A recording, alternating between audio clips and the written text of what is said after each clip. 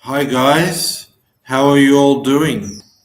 For some reason, it seems like we have some signal or picture issue. Not really sure why or what's happening. But anyway, this is your semi-final preview. Tennis World with the tennis expert. I'm your tennis expert. Semi-final preview 2025 French Open. So we just saw in the quarterfinals. First one, we saw Musetti. He beat Tiafoe. I predicted that. I think I might have said 4 sets too. Yeah, I'm pretty sure I got the sets right. I might have said 5, but I think I said 4 in that one. Musetti, he's just a bit too consistent for Tiafoe on the clay. Second one, I said it was going to be 4 sets because Alcaraz lost a set against most players and relaxed. He didn't relax here, so I was wrong, but I was right about the winner. 3 sets. Alcaraz just catches fire in this one. Third one, Sinner Bublik. I said that would be straight sets. I was right there. He overpowered Bublik. And your fourth and final one, I said Djokovic over Zverev in 5, but it was Djokovic over Zverev in 4. So I got all the predictions right. I might have been 1 set off in a couple of the matches. But really, that match could have went 5. Zverev winning the first set. Djokovic coming back, that could have been very easily 5. But anyway, 1 set off. But I've got the 4 winners. Now let's preview semi-finals. French Open semi-final preview 2025. First semi-final will feature Lorenzo Musetti of Italy. He's going to play Carlos Alcaraz. We saw them play in the Monte Carlo final and the Rome semi-finals. 3-set victory for Alcaraz in Monte Carlo final. Straight sets in the Rome semi-finals for Alcaraz.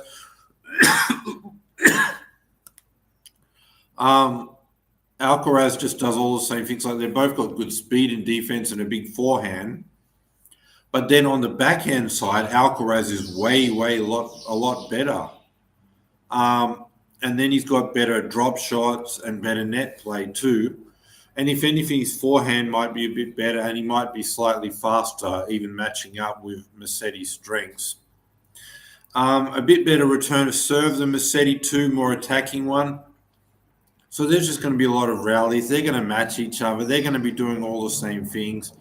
But Alcaraz will just be doing it better and will be matching Musetti's strengths, his speed and defense, and his forehand. He'll be matching that, right?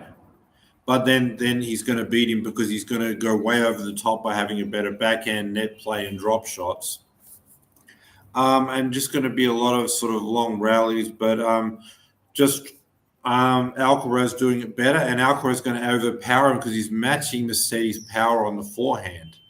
But then he's also got power on the backhand, which Musetti doesn't have too. So he's going to overpower him in the rallies. And then even when it comes to defense, he's going to be faster too. So he's just going to really out-rally him, have more variety, match Musetti's strengths, but then be way better than Musetti on the backhand. It really depends if Alcaraz decides to have one of these sets like he's had throughout the tournament, where he's just winning so easily and he gets bored and he relaxes. In such a case, it'll be 4.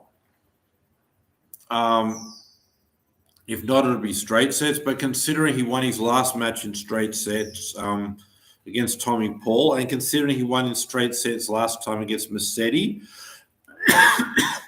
Monte Carlo was much earlier in the clay season.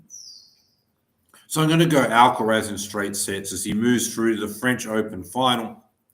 Second semi-final, Sinner Djokovic. Yes, Djokovic is playing well. Yes, he beat Zverev. But, I mean, when Djokovic plays guys 15 years younger than him or 10 years younger and beats them, most of the time, that is not players on his level. That's Djokovic who won 24 Grand Slams against guys who are either going to win 0 or 1 Grand Slam. That's such a massive difference that you can give up 10 or 15 years. But just like Federer, Nadal, and Djokovic were the dominating players in that generation, right?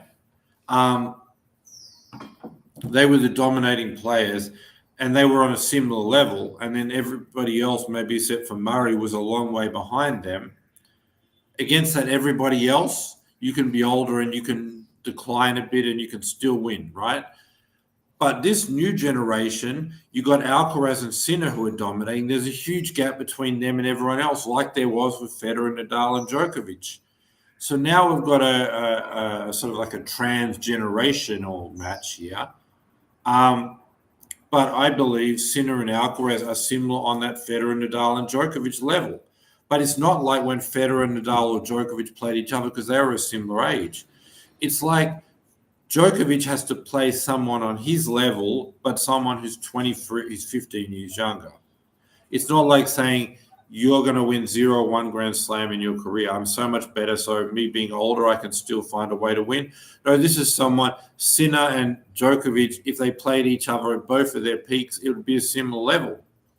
So on that, you can't afford to give away the 15 years against someone who is just doing what Djokovic, Federer, and Nadal did. Huge gap between them and everyone else in their generation. Sinner and Alcaraz are doing that. So similar level. So therefore, you cannot give away the 15 years because it's two champions and two guys who are going to win many Grand Slams, but one guy's 23 and the other guy's 38. It's not a case where Djokovic is playing a guy who maybe just gets 0-1 Grand Slam. It's a guy who's similar level to Djokovic, even if they both met at their peak. But the issue for Djokovic, they're not. It's 23 years old for Sinner, 38 for Djokovic. And then I just think, and then Sinner has a bit more power on the serve and a bit more power on the ground strokes than Djokovic. So for that, he'll be able to sort of push Djokovic around and control these rallies, but he still has the same consistency as Djokovic. And his speed and defense is not as good as Djokovic has always been throughout his career. But with Djokovic slowing down a bit at 38, that's making their speed similar. So that's the one area Djokovic could have been better. The others are return of serve, but Sinner's very good, so it's a small gap. But Sinner's going to have the same consistency off the ground as Djokovic, right? But more power. So then he's going to control the rallies. He's going to start more rallies ahead because he's going to have a better serve. And I just think they match each other on consistency. Sinner has a bit more power. And then when it's a long, grueling, intense match, Djokovic, to keep that level up at 38, is going to struggle. Sinner at 23 won't have a problem. So, I mean, it could be 4 or 5, but I'm going to say 4. Sinner's they're going to match each other consistency, but Sinner's going to have a bit more power, and then that's going to put him over the line. But it will be a higher level match. Djokovic will get a set. But I'm saying 4 sets for Jannik Sinner. And if I'm wrong, I would say the second most likely option is it goes 5. But then by then, Djokovic battling on Sinner's level for 5 hours, at his age, he's going to run out of energy and he's not going to. His level's going to drop.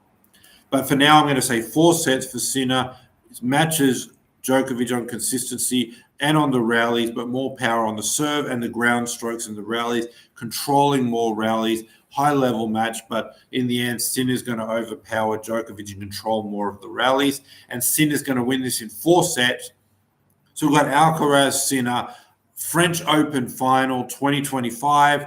Come back here after the matches on Friday French time. Maybe if you're somewhere like Asia or Australia, it could be Saturday. But Friday, Saturday, depending on where you are in the world, please come back and let me preview this French Open final that I'm going to say it's going to be Jannik Sinner of Italy versus Carlos Alcaraz of Spain. But that's my semi-final preview. Subscribe, bell notification, thumbs up. Be back Friday for my French Open final preview. And thanks for being here for my semi-final preview. Subscribe, guys.